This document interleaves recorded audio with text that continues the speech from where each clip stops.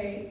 We've got 19 days to go. The finishing line is just in sight. And I would be remiss if I didn't start by saying just a huge thank you to everyone that has contributed to this campaign. I'm so proud of the team that we have built. I'm so proud of the campaign that we are running. Positive, inspired, hopeful, and united by a set of people that are bound together in a belief that the Labour Party drives big progress in our country.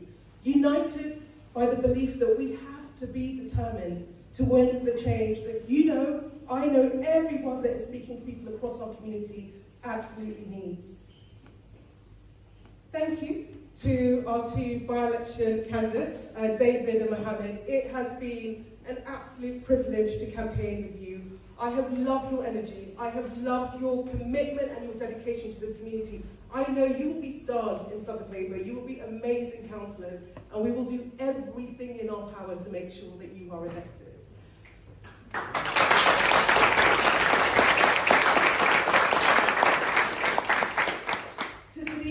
For your inspiring words. Let me start with Sadiq. You know, I remember when we launched our campaign to win big in 2024 in last November, and the task that we set was to get the win that we have with the Labour Council, with the Labour Mayor, with a Labour MP and a Labour government. We are halfway there. We've got more work to do to deliver on that. But you gave us a sense of what that would mean for this community. So we were incredibly proud. I think I speak on behalf of everyone, to campaign and to have worked to do our bit to win you that historic third term. We are so proud you are on there. So proud that you are fighting for Peckham and other Londoners. But more than that, you have been an absolute beacon of light, of hope, of dignity, against the midst of the vilest, most toxic and coarse politics we have seen in a long time. So thank you for standing proud for all of us, for representing the best of Labour values. And, you know, we know the job. We've got to deliver a Labour government so that you have the winds of change in your sail and can deliver for this community. Harriet, I can't begin to say thank you. It is an absolute honour to have the opportunity to take up the baton for you.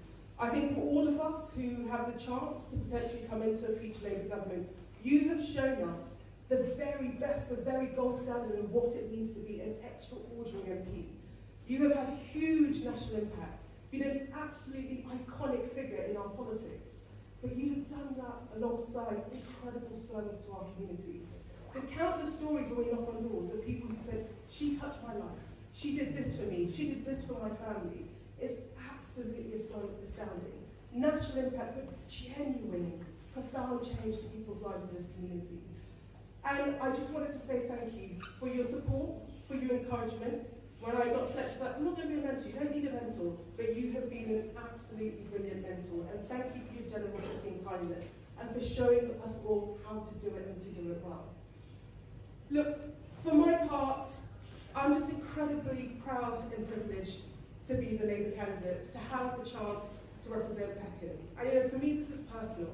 It's a chance to represent a community that means a great deal to me. Because, you know, it was in the Serralanian community here in Peckham that my family found refuge when we went to West Africa. But it was in this community that I learned the values of compassion and solidarity that have shaped my politics. But more importantly, it was in this community that I first understood just how much the system is letting people down. You know, that you can bust a gut every day and still live in poverty. You know, I know, we're speaking to people in the community, that our kids can be the most talented people and still deprived the shot. And it was in this community that I found my resolve that must change. Now that's why I spent the last 50 years developing and campaigning for ideas to bring that about. That is why I am entering politics. And the need for change has never been so great. Now we've had 14 years of chaos. 14 years of one of the most useless, callous government I can remember. 14 years in which people's living standards haven't budged, where pay packets have not increased, our safety nets have been ripped to shreds. 14 years where something as basic as a roof over your head, which should be a right for everyone, is increasingly out of reach. 14 years in which everyday services, which people rely on to do well, have been decimated.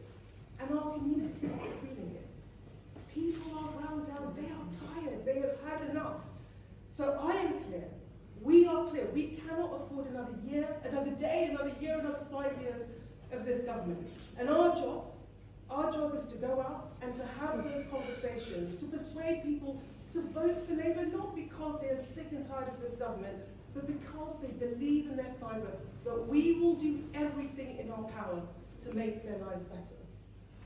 That is what Labour governments do. We transform the country for the better. That is what we have to do again. You know, I've had thousands and thousands of conversations in this community. And the issues that I've heard, the issues that will shape my priorities is first the cost of living crisis and the lack of opportunities. People are working hard just to stay afloat. Housing and the homes that we're asking people to live in. You know, it's not just the fact that people can't afford housing, but it's the quality of the homes and the fact that we have underinvested for too long. Our NHS, you can't get an appointment. People stuck on the waiting list. And the bit that really gets me are streets that don't feel safe. You know, I remember I've been to lots of schools, I've talked to kids from the ages of 6 upwards, and I remember in a primary school, and you know, the teacher said, you know, what do you want if she's your MP? And a little boy, age of about 6, said, we want places to play, but we want guards there so it feels safe. Our children do not feel safe in our community. So the scale of the challenge is massive. The inheritance is absolutely atrocious. They have broken everything. They have broken everything we built from 1997 onwards. But I am clear, everyone in the Labour Party is clear, that our job is to turn that around.